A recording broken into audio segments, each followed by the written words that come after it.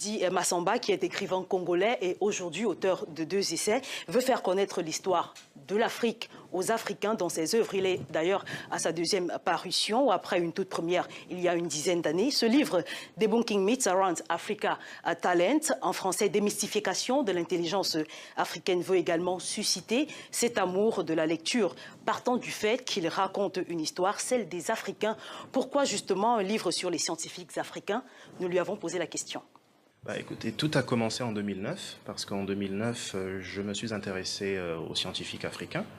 Et quand j'ai recherché les scientifiques africains sur Internet, je n'en trouvais pas.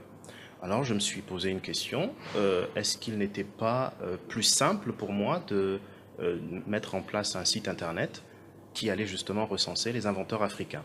Et donc à partir de 2009, j'ai mis en place le site Kumatou. Et aujourd'hui, 8 ans plus tard, il y a à peu près 80 inventeurs qui sont répertoriés par industrie sur ce site Internet.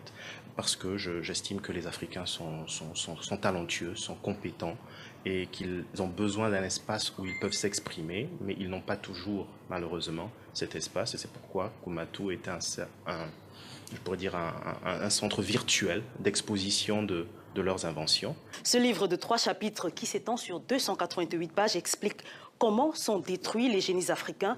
Il raconte par ailleurs les grandes réalisations qui ont été faites jusque-là. Il cite les grands noms de la science africaine moderne, à l'instar du Ghanéen Kouado Safo, qui est le premier constructeur d'automobiles dans son pays, ou encore l'entrepreneur camerounais William Elong et son ambitieux projet de fabrication des drones qui ont aujourd'hui inspiré d'autres, les grandes cultures. Il prend plusieurs exemples qui ont ici inspiré, à l'instar de l'Égypte antique. On va regarder.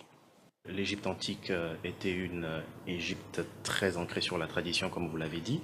Et même aujourd'hui, on se rend compte que bon nombre de nos inventeurs, de nos scientifiques, qui ne sont pas forcément allés à l'école, mais qui ont du talent, qui ont du génie, ne sont pas forcément à même de s'exprimer correctement en français ou en anglais. Mais ça ne veut pas dire qu'ils n'ont pas de talent. Donc, enseigner les mathématiques, la physique dans nos langues ne me pose pas de problème. Et je crois même que Cheikh Anta Diop, dans son livre Nation d'agriculture, avait réussi à traduire la relativité du temps de Einstein en Wolof. C'est, je crois, la preuve que nous pouvons enseigner les sciences dans nos langues. Eh bien voilà, Linda Massamba rêve d'une Afrique où les enseignements seront dispensés en langue locale comme au Japon, en Chine ou encore au Sénégal. Et c'est la raison pour laquelle il se consacre justement dans sa 3e œuvre en gestation aux langues et aux cultures.